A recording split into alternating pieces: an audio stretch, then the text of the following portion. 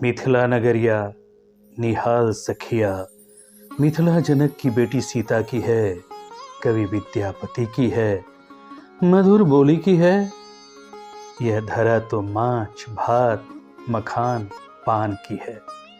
हमें यह कहने में गुरेज नहीं कि यह संस्कारों की भूमि है, अवतारों की भूमि है, दर्शन की भूमि है, धनुधर एकलव्य की भूमि है। यह लोकोक्तियाँ मिथिला की संस्कृति को उजागर करने के लिए सार्थक है। पग पग पोखर माछ मखान, मधुर बोल मुस्की मुखपान, विद्या वैभव शांति प्रतीक ईथिक मिथिला की पहचान। मिथिला क्षेत्र 2 देशों में फैला हुआ है।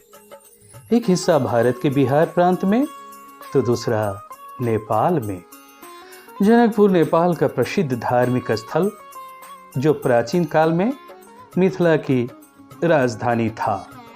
यहाँ के राजा जनक थे, अति विनम्र स्वभाव के। वे ही सीता माता के पिता थे। शिव के धनुष तोड़ने के बाद राम की शादी सीता से हुई। तब से यह शहर भगवान राम के ससुराल के रूप में विख्यात है। जनक मिथिला के राजा थे, इसी से सीता को मैथिली भी कहा जाता है। भगवान राम 14 साल वनवास के बाद जब अयोध्या लौटे तो उनके स्वागत में लोगों ने दीपावली मनाई। अब जब 500 वर्षों बाद राम अयोध्या लौट रहे हैं तो यह उत्सव किस मुकाम पर होगा, अंदाज लगाना मुश्किल है। यह कहने में कोई गुरेज नहीं कि शुरू से मिथिलावासी धार्मिक विचार के रहे हैं। उन्हें पता है कि धर्म का अनुकरण करने से लोगों को अपने अंदर छिपी हुई शक्तियों के भंडार का उपयोग करने में सहायता मिलती है। अब जब अयोध्या में भगवान राम का प्राण प्रतिष्ठा होने जा रहा है तो फिर सीता के नैहर के लोग कहाँ पीछे रहने वाले हैं। अपने दैनिक जीवन के झमेलों को दरकिनार कर जनकपुर के लोग खरीदारी में व्यस्त नजर आए। अगर खरीदे गए सामान पर नजर दौड़ाते हैं तो लगता है यह तो करोड़ों में है, जिसे 100 गाड़ियों में लाद कर प्रभु धाम अयोध्या भेजा जा चुका है। सामान इस प्रकार है: राजा दशरथ के लिए रेशमी कुर्ता, धोती, चादर, गमछा। तीनों रानी के लिए बक्सा भर कपड़े। चारों गोतनी के लिए वस्त्र और आभूषण। बेटी सीता के लिए साड़ियों के अलावा श्रृंगार के सभी सामान, चूड़ी, लहठी, पायल, बिछिया, काजल, मांग टीका, झुमका, इत्र ही इत्र। इन सभी के अलावा चावल, दाल, बासमती चूड़ा, लड्डू, खाजा, पेड़ा, मखाना, सेब, केला, नारंगी, नारियल, दही, ठेकुआ और भुसवा का अंबार।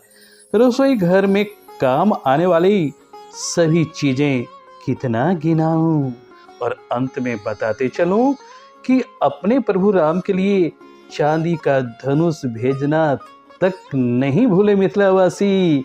याद रहे, राम मिथिला के दामाद हैं।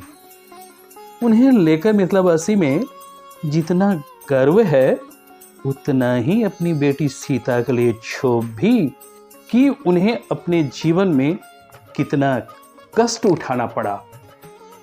इतना तो तय है कि मिथिलावासी अपनी बेटी और बहन के साथ अनमोल रिश्ता निभाते हैं।